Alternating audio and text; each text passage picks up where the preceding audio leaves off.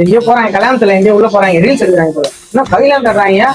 நான் கூட இவனுக்கு போட்டு சுட்டு வரும்போது கல்யாணத்துக்கு போறானு போது உடல ரிசப்ஷன் கேர்ள்ஸ் மாதிரி ரிசப்ஷன் பாய்ஸா இருப்பாங்க போல நினைச்சேன்.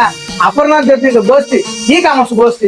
அதாவது ஊர்ல உருப்படாதவங்க எல்லாம் இருப்பாங்க இல்லையா, அவங்களுக்கு ஆசையை காட்டி பேராசையை வர வச்சு அவங்க எல்லாம் கூப்பிட்டு வந்து அது இதுன்னு சொல்லி மூலச்செலவு பண்ணி சும்மா இருக்கிற ஏன்டா காசை போடுறா, காசை போட்டு உங்ககிட்ட மண்டியில மிளகா அச்சு ஆட்டையை போட்டு போயிடுவான்ற கதை தான் இது. என் பிஎம் தொழிற்கார் வெளியே நிக்குது, அடுத்த வாரம் ஒரு ஷிஃப்ட் கார் புக் பண்ணிடுறேன். அதான் அது இந்த பாட்டு வேற பின்னாடி போட்டு ராவண மகடா அந்த பாட்டு போட்டுறாங்களா, அந்த பாட்டு வேற ஓடிக்கிட்டு இருக்கு. எனக்கு டக்குனு இன்னும் அச்சீவ்மெண்ட் பண்ண மாதிரி கையெல்லாம் தூக்கிட்டு வரானே, உங்களை ஏமாத்துறானடா அவனுங்க.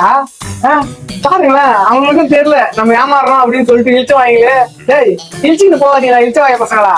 இது மாதிரி சொல்லி சொல்லி ஊர்ல சுமார் எல்லாம் இதை சேர்த்து விட்டு ஒரு அமௌண்ட்டை கட்ட வச்சு கடைசியா எல்லாரும் சேர்த்து நாமத்தை போட்டுதான் இந்த வேலை. மக்களே இன்னும் நீங்க திருந்துங்க, இல்லைன்னா இவங்க பண்றதுனால நீங்க ஒரு வாட்டி ஏமாந்து தெரிஞ்சுக்கிட்டு தான் இருப்பீங்க. முக்கியமா இந்த பிசினஸோட மூலதனமே பேராசை தான், சரிங்களா? பேராசை மட்டும் இந்த பிசினஸ் இருக்கவே கூடாது, பிசினஸே இருக்கக்கூடாது ஃபர்ஸ்ட்.